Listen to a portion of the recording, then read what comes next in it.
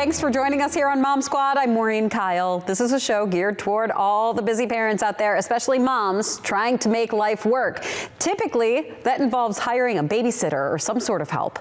This seems to be a really hot topic lately, especially as we get closer to the summer months and childcare needs increase for working parents. Coming up in a few minutes, we are going to talk with one of the babysitting coaches from the American Red Cross about what you and your babysitter should be talking about before they start working for you. But first, let me introduce Jenny Jordan as my co-host here and producer. We talk a lot about babysitting and all of the issues that pop up with it as somebody who hires babysitters at this point in our lives. Right. It's such a tricky thing because you're literally leaving the most precious thing in the hands of somebody else. So whether it's babysitting, daycares, childcare, that's a whole nother show. Today's strictly like those babysitters, date night, couple of hours. What are we looking for here? Right, and it's so hard because typically that's teens, you know, because I have had a nanny in the past where she's slightly older. Then when I'm just going out on a Saturday night, I try to hire the teenage babysitters within the neighborhood, and there's a lot that we just don't discuss. I mean, I was surprised, later on you'll see, on how much I didn't prepare myself and my teenage babysitter for. So the Red Cross has a lot of advice on that, but there's also there's a lot of videos popping up over like babysitting etiquette. Jenny and I have been watching these. I don't know if you've seen some of these. A few weeks ago, there was this video. I was telling somebody the other day that I watch my nephew for my sister like once a week, roughly, just whenever she needs, and they were so shocked that I did it for free. Like, are other people's families out here charging them to watch their kids for a few hours? Like, that's absolutely absurd if they are. I get the opportunity to create a relationship with my nephew by babysitting him and being around him. And the fact that other people feel like they would need to be paid to hang out with their nieces, nephews, grandkids, whatever, is so messed up. And I swear it'll be those same adults at families' parties being like, oh my God, like, why doesn't so-and-so want to hug me or talk to me? Like, they don't know you, dude. I feel like it's not that hard to show up for and support people in your family, especially if you live near them. Followers had a lot of reaction to this one too. One said, I feel if you're an adult, do it for free, but if it's a teen relative, give them some money. My uncle used to pay me. Now I do it for free because I have a job now. Another said, I pay my sister to watch my baby because she watches her every day while I work. We don't charge each other for those one-off babysittings though. And another follower said, I have always been the babysitting aunt. I've never charged my sisters. I'm taking care of those babies like they're mine. So I mean, it's hard. Like, I think I don't use my siblings because they're just not in town, but I have always asked my mom, like, hey, can you watch the kids for a little while? And I just figure it's time, you know, like time with them. I'm giving her the gift of time. You know, and I try to like make it up in other ways to her. Right. With, you know, like if I take her somewhere with the whole family, like we'll pay or whatever, you know? Sure, yeah. You know, I think that's a good point. I think there's a balance. And I think the biggest thing, and that sparks so much, you know, talk, is just having clear communication set up beforehand and expectations. Like, you know, when you're asking your mom, you're not asking her for every single day and to have a certain time commitment that they know they can't. A lot of families do that, and as long as the grandparents are willing, like, you're so lucky, I wish my parents were close. I wish they were close so bad, but, you know, and I think that I personally would never charge for my brother, but I also think it would be a very even split of like, you have my kids this weekend because we have this, do you have that? And I'm really lucky, I live in a neighborhood, so there's other moms around a lot, and we literally like get together and schedule, okay, oh, by the way, I forgot I have a company work thing, can anyone's home to watch the kids? And it's just, no one's counting how many times they're doing it, but it's just sort of like, if anyone's free, they'll take the kids. Your neighborhood is very rare. Very rare. I've heard of those neighborhoods where it's almost like a babysitting co-op is what they call it. We sort of, where it is sort of like if you agree to the co-op, they do, like some of them do keep track of hours and okay, if you watched kids for 8 hours, then you get 8 hours of watching. So there is that. I mean, if you are close enough with your neighbors and you all have kids like yours, I mean, that's nice that nobody's keeping track. No, yes. And that is very lucky and very rare. And it's just friends, you know, I mean, that's really what it comes down to. But I mean, I think that the other part of it is too, do, what are you asking them to do? Are you asking them to drive them to practices? Are you asking them to feed them every day? Because in that case, I could see if all of a sudden my brother is giving me his 3 kids every single night, and I have to balance, you know, feeding, that could become an expense. And in that case, maybe there would be a different relationship to that. And I think that's why sometimes too, though, even though we have this great relationship, sometimes I'm like, Nick, it's just easier to get a babysitter. Let's just get somebody to come over, and the kids love them. Yeah. Don't forget, the kids love a new face that literally gets their attention. Yeah. And we have some great people that we know of, and then they know somebody and they know someone, and that's always nice too. Yeah. I mean, think about when maybe you babysat when you were little, how those kids interacted with you. I remember my babysitters growing up. And another TikTok video that really made the a couple weeks ago was a woman who posted a chore list that she gave her babysitter, saying that she would pay extra for other chores other than babysitting. Take a look.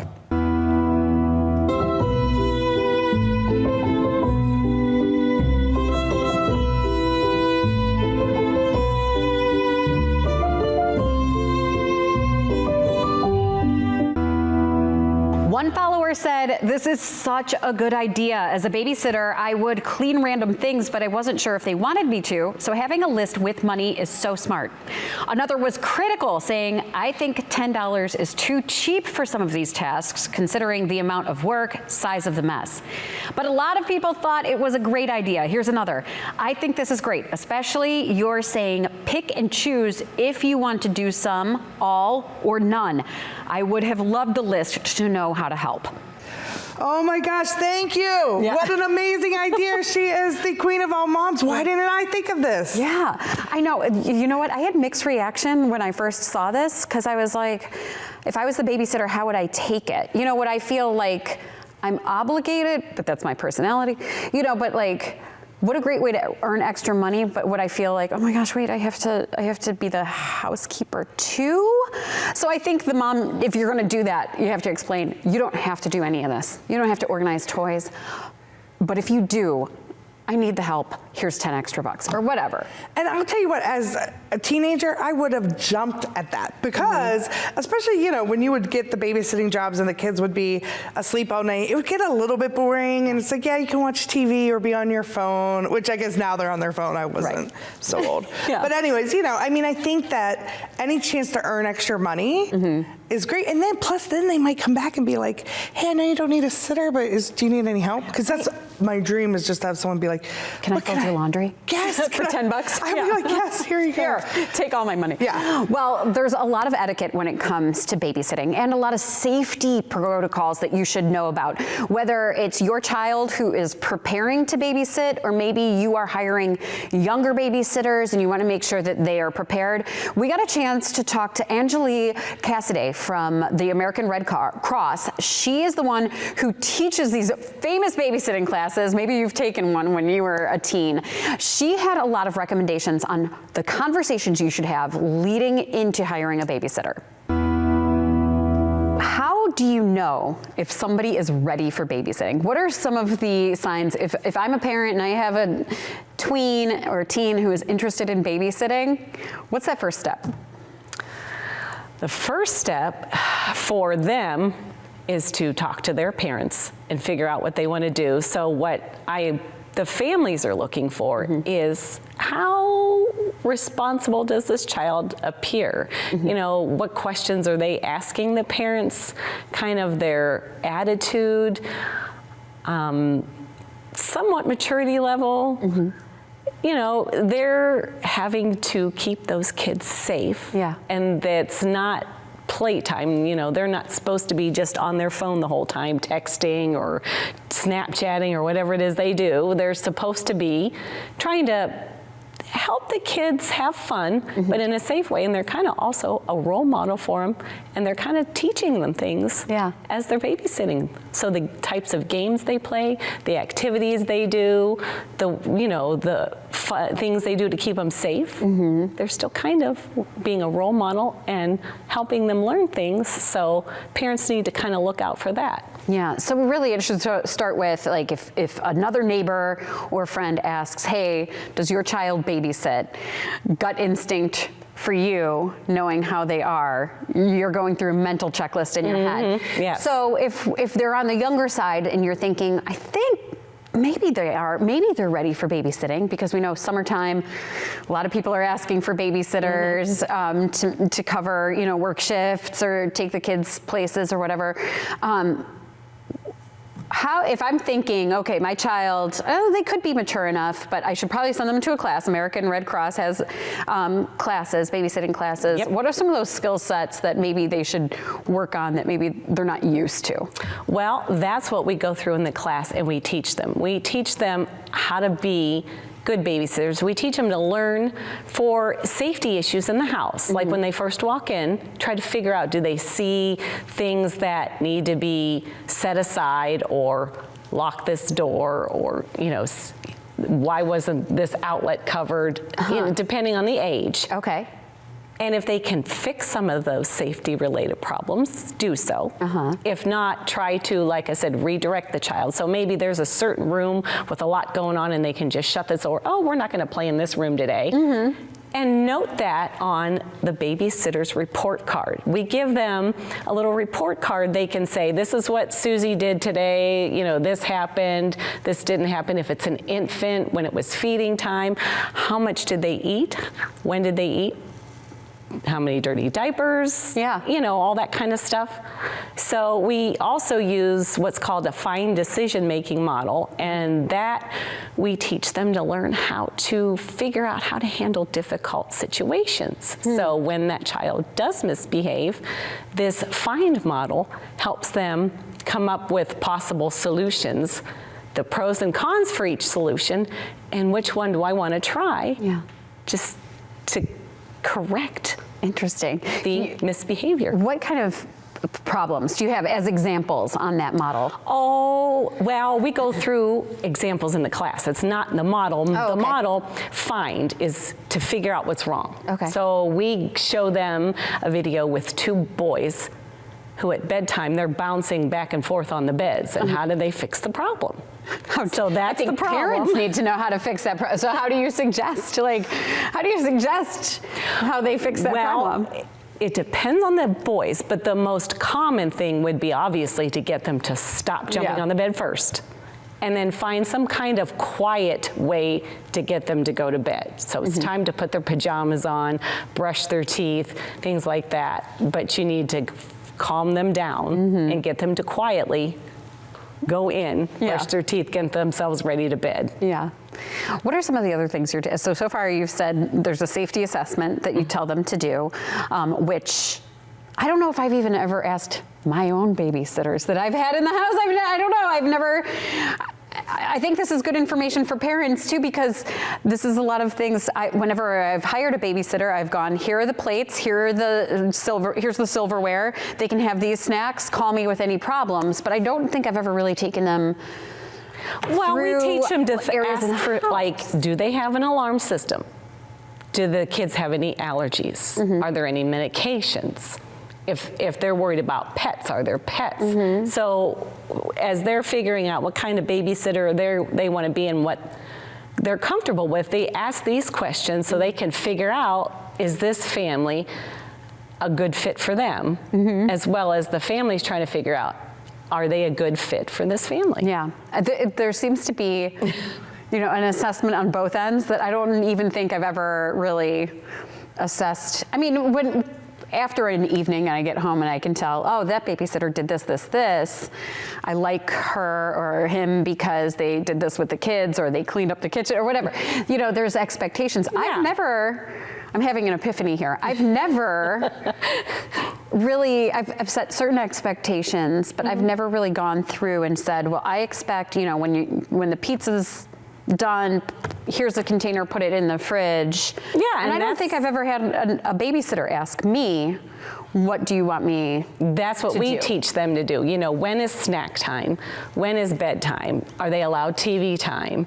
Because we teach them, most young kids do well with structure and routine. So try to follow the family's routine as closely as possible. And if you have to kind of create your own, give them a heads up. So, okay, in 20 minutes, we're going to have lunch.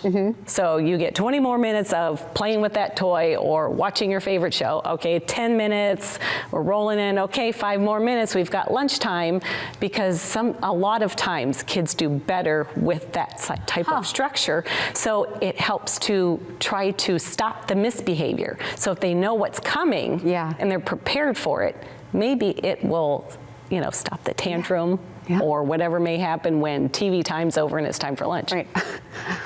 Angele here is blowing my mind, because I also always approach like, you're getting a babysitter tonight, have fun, stay up a little later, watch some movies, and it's not the same structure that I put into place.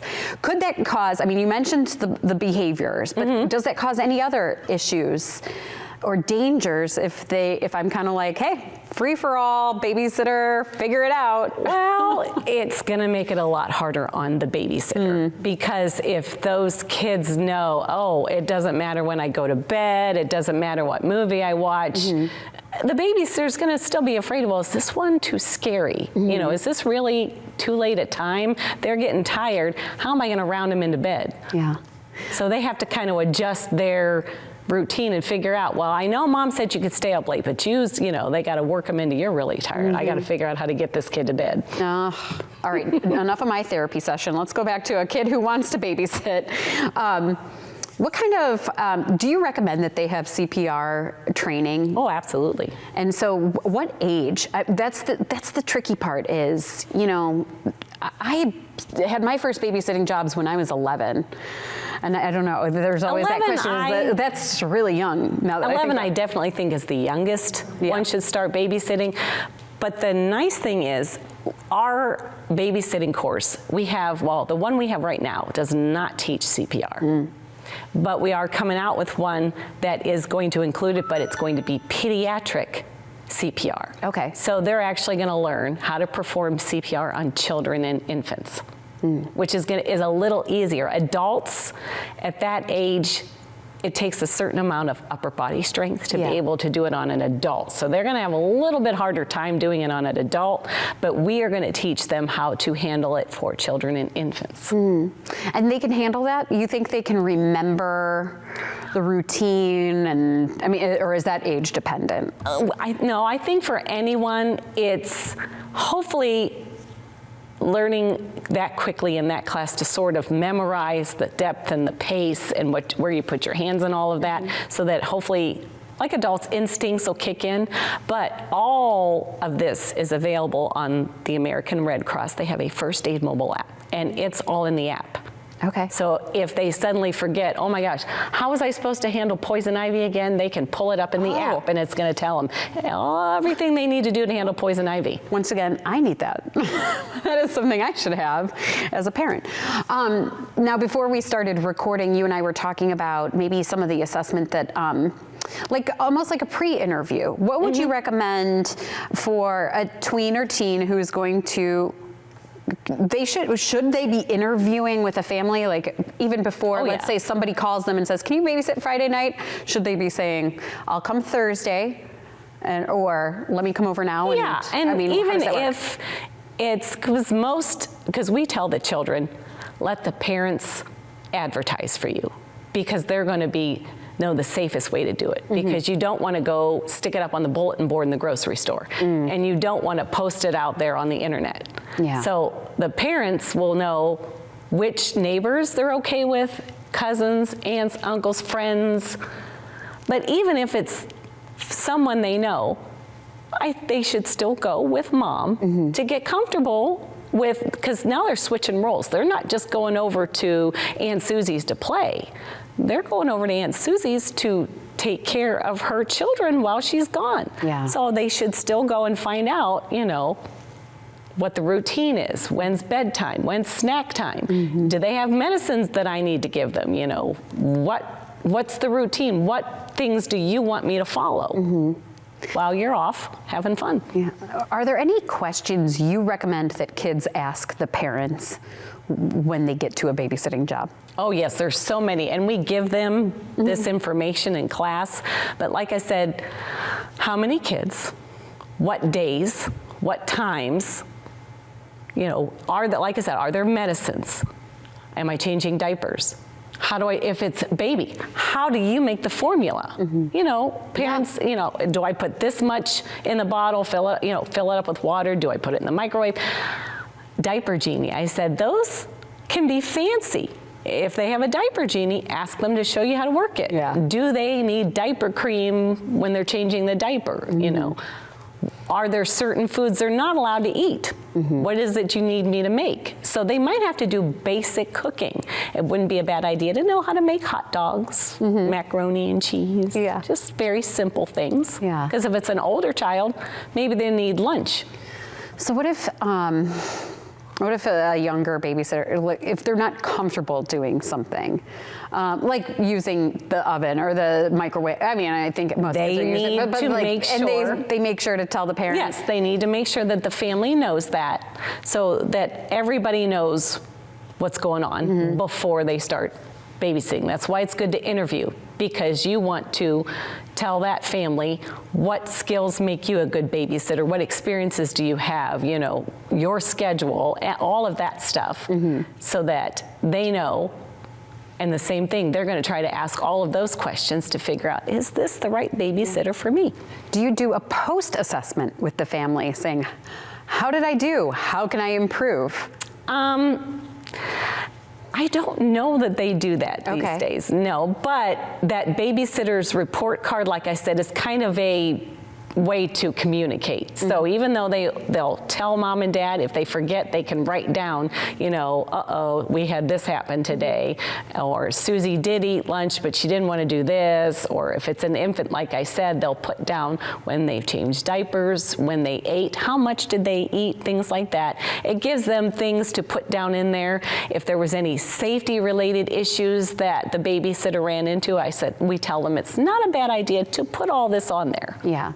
And American Red Cross has babysitting courses. We were even talking, some people here in the studio have taken them. So that's available anywhere? Like if somebody's watching right now and thinking, oh, my kid, I think they're ready to take these. We have different days and locations and times that we do this, yes. Okay. But you recommend, like, there's got to be training if you're going to take care of a child. Yeah, it gives them things that they may not necessarily have thought about. Yeah. Especially, like I said, that fine decision-making model. If they've never had to deal with misbehavior, it's a really good tool to help them figure out, how do I want to handle this? And to come up with more than one possible solution, because every child is different. So if the first one you pick doesn't work, go to the next one. Yeah. A special thanks to Angele again. It was great information. It brought me back to my babysitting days, and I thought of all the things that she was talking about, like having a plan with a parent and talking to a parent. I don't think I ever did that. I mean, I remember being not driving age and people being like, here's my newborn, see you later. You know, and I'm like, oh my gosh, did I change a diaper? I can't remember. I'm sure I did, but I don't remember. No, I mean, I think that there is just so many things that could happen. And you don't think about it, you know? And so the nice part is too, though, with the babysitters now, a lot of them have phones, or most of them, I think, have phones, so they could text you and ask you questions. It could be a good thing, it could be a bad thing, it could be like, okay, leave me alone, you got this, figure it out kind of thing. Yeah. But I think that the very particular safety things that need to be discussed, so important. Yeah, the fact that they have that app, that Red Cross app, where you can look up, like, what do I do? She used the example of, what do I do when it's poison ivy, or even just the CPR reminders. I think everybody should have that on their phone, but that's an extra comfort knowing that I could always tell a babysitter that I'm like, are you really prepared here? You know, there's also this app you can download, you know, whatever. And I asked a lot of these questions selfishly because I have a 10-year-old turning 11. And like I mentioned in that interview, I was 11 when I started my first babysitting jobs. Yeah. I don't know how much you know, if my daughter wanted to watch a 6-year-old, 5-year-old, 6-year-old, I think she'd be okay for an hour. But it's like, you have to start preparing these kids at that age if you think that they are going to be babysitting. It's almost like training, like a rolling training. It's a first job. It's a great first job, but it is a job, and having that difference is not just playing with the kid. You're responsible, and I think it's a great way to teach responsibility. I think it's a fantastic way for you know, younger kids even even to be a mommy's helper to see where their level is might be a good way to kind of get them started on that journey. But it's great. I know. So hopefully you got some great information out of this, especially when it comes to what you should be talking to your babysitters about, which I don't think I ever had that conversation. So Jenny, thanks for weighing in as usual. Thank you. Always a hot topic when it comes to babysitting and what they should be doing. And thanks to all of you for joining us here on Mom Squad. We'll see you back here next week.